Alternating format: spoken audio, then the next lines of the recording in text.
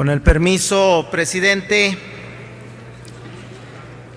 la experiencia en materia electoral en México es frustrante y atroz, pues ha tenido que vivir desde una dictadura perfecta hasta la división de la función del poder mediante la simulación y la pantomima, de las elecciones y de la división de poderes.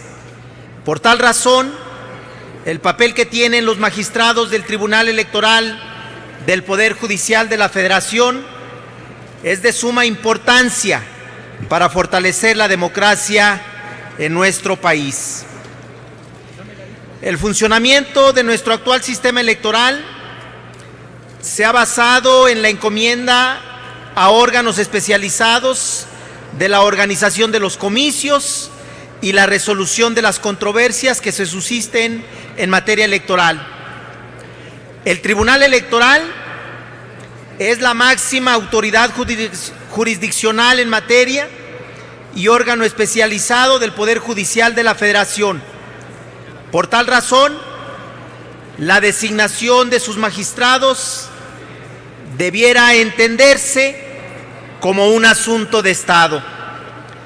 Bajo esta premisa, lo deseable habría sido que la Suprema Corte de Justicia de la Nación, en un afán de fortalecer y democratizar el Tribunal Electoral, hubiera convocado a los estudiosos del derecho, a la sociedad civil, a las universidades y académicos a proponer candidatos y perfiles idóneos para ocupar un cargo en la Sala Superior y no hacerlo de manera discrecional, pues este tema es de suma importancia para la vida pública del país. La cuestión en este momento es tener plena certeza de que quienes integren esta Sala Superior sean los más destacados en su profesión, experimentados en la materia y sobre todo con una calidad moral que respalde la investidura que conlleva ser magistrado electoral. Sin embargo, tenemos un procedimiento de selección anacrónico que no atiende a las demandas sociales, y muestra de ello es que el propio Senado de la República ya le ha fallado a los ciudadanos, pues antes del 20 de abril de 2015 se debió elegir al magistrado electoral de la Sala Superior que sustituyera al magistrado José Alejandro Luna Ramos, cuestión que no se logró, y hoy, a un año y medio de esto, apenas se está cumpliendo con la ley. Por otra parte, de 126 aspirantes a candidatos que se registraron en la Suprema Corte de Justicia de la Nación, únicamente 7 serán magistrados. Desconozco qué negociaciones políticas, acuerdos y pagos de favores se llevaron a cabo a lo largo de este proceso de selección, viciado y desasiado, para la imposición de la gran mayoría de magistrados. Pues, ¿cómo se explican que sea la Junta de la Coordinación Política quien proponga quiénes serán los magistrados y no la propia Comisión de Justicia? Aunque no es nueva esta forma de negociación de los cargos en el Poder Judicial, pero sí asombra el descaro con el que ahora lo hacen, y ya no se aprecia pudor ni decoro, y pareciera que en vez de mejorar los procesos de selección con mecanismos transparentes y verdaderamente imparciales, se regresa a los tiempos en los que las decisiones se tomaban única y exclusivamente desde Bucareli. Con base en esto, presento mi voto particular en contra de este dictamen, al considerarlo subjetivo, dado que redujeron a la Comisión de Justicia en una simple oficialía de parte. Solamente revisó documentos y acreditó que los 21 candidatos son idóneos en su perfil para ser magistrados, pero no hubo discusión ni debate al respecto. Sin embargo, En las comparecencias se demostró lo contrario.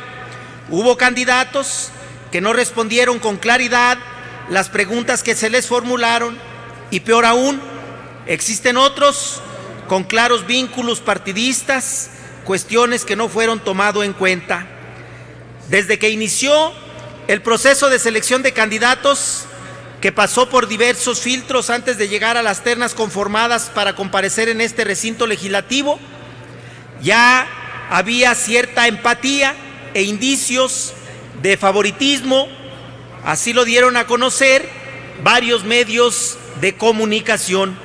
En este sentido, vale la pena preguntarse cómo se puede garantizar en los próximos procesos electorales la legalidad y legitimidad si quienes resolverán jurisdiccionalmente hablando las elecciones responderán a intereses particulares o de partido.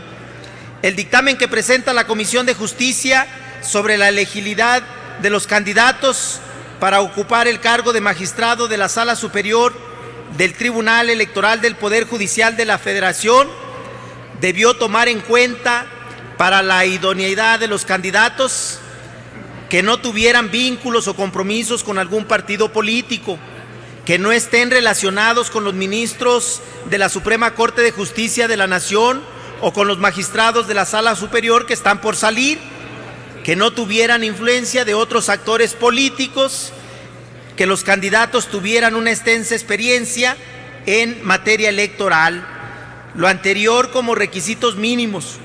Se debió brindar el proceso de selección de los aspirantes magistrados de la Sala Superior del Tribunal Electoral del Poder Judicial de la Federación a fin de evitar que tengan vínculos partidistas.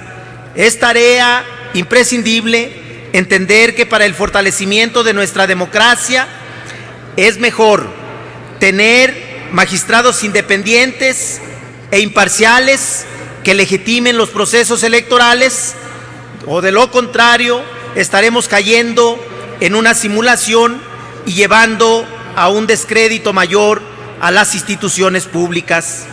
El dictamen no realiza una verdadera valoración a fondo que implique ponderar a los más capaces, experimentados y aptos para desempeñar el cargo.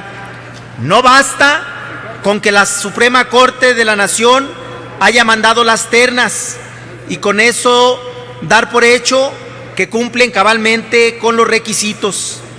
El Senado de la República bien pudo considerar como inelegibles algunos candidatos, pues de ser nombrados magistrados de la Sala Superior se fragmentaría la división de poderes y se pondría en duda los principios de legalidad, imparcialidad, objetividad, certeza e independencia.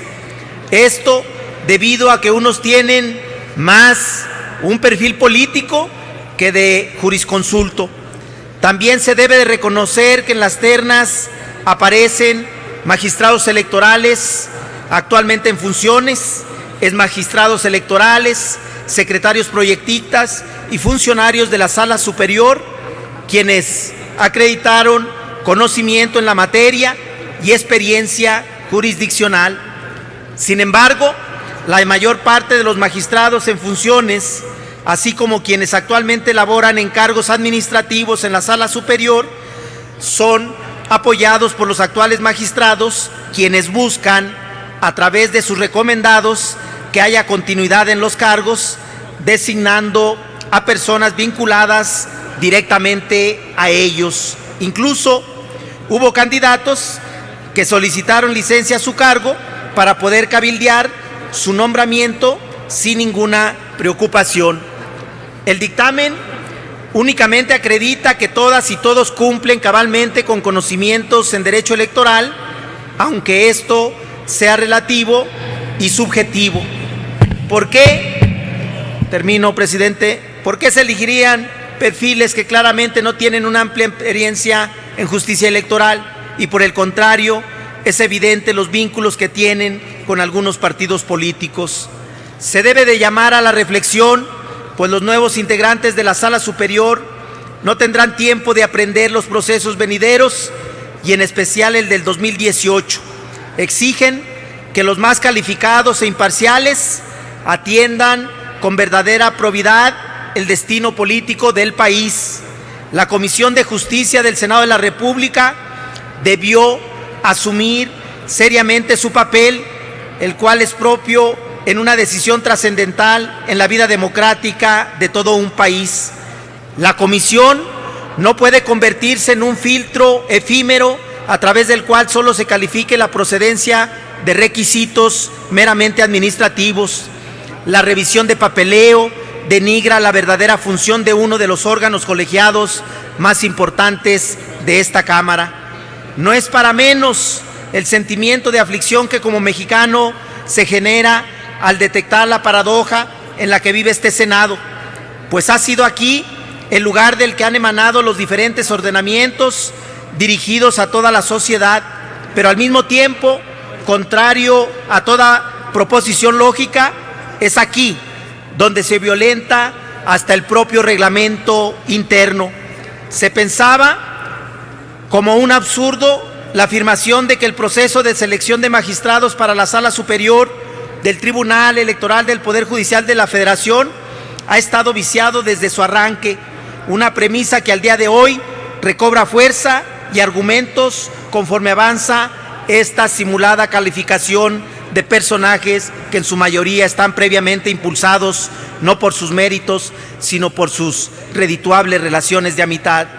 Es importante mencionar que aquellos casos de excepción de algunos candidatos que tienen gran experiencia en materia electoral han sido desplazados y afectados por la poca objetividad de este procedimiento de selección. Es una pena que no se tome en cuenta a los candidatos más capaces que defendieron sus posturas en la comparecencia de forma magistral. Por último, hago hincapié en que es imprescindible que el máximo Tribunal de Justicia Electoral esté conformado por las personas más capaces, íntegras e independientes que garanticen la división de poderes con el único objetivo que realmente funcione como una institución que fortalezca el sistema de pesos y contrapesos, contribuyendo a la consolidación de la democracia. Derivado de lo anterior, presento mi voto en particular en contra del dictamen. Es cuanto, señor presidente.